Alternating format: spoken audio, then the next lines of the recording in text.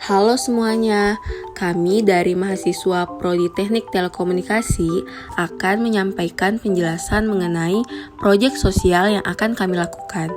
Di sini kami akan mengembangkan suatu penelitian yang bersangkutan dengan kangkung. Teman-teman tahu nggak sih, di Indonesia ini ada satu provinsi yang merupakan penghasil terbesar kangkung loh. Ada yang tahu di mana?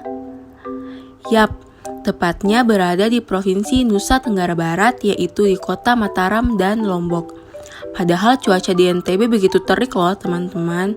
Karena Provinsi NTB sering mengalami musim kemarau, berbicara tentang musim kemarau, di Labuhan Bandas NTB, musim kemarau yang berkelanjutan mengakibatkan terjadinya kekeringan lahan secara berkelanjutan.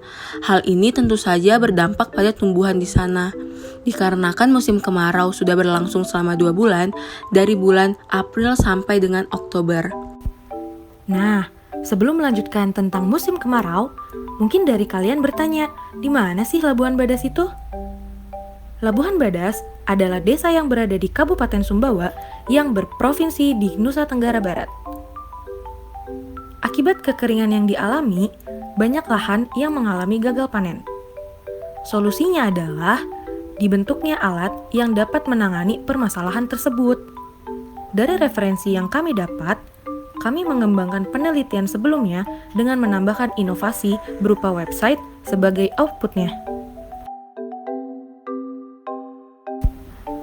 Oke, sekarang kita masuk pada penjelasan implementasi pembangunannya ya. Di sini ada gambar yang oren-oren. Ini kita anggap sebagai gundukan tanah ya. Tiap satu gundukan selebar 5 meter. Untuk penanaman yang baik, kangkung ditanam harus memiliki jarak. Jarak untuk penanaman kangkung adalah 5-20 cm per lubang. Tiap lubangnya berisikan 3-5 bibit kangkung.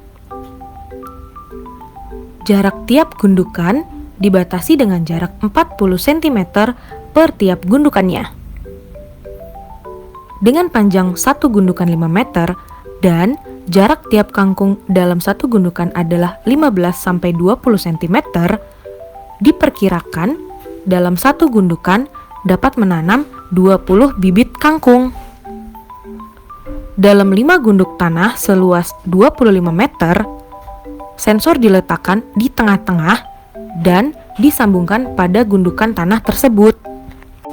Di sini, kami menggunakan 3 buah sensor. Sensor yang pertama yaitu sensor Soil Moisture FC28. Sensor ini dapat membaca tingkat kelembapan tanah. Yang kedua, ada sensor pH tanah. Sensor ini dapat membaca keasaman tanah. Yang ketiga, ada sensor HCSR04 ultrasonic. Sensor ini dapat membaca ketinggian kangkung, yang nantinya akan digunakan untuk mengetahui apakah kangkung sudah siap panen atau belum.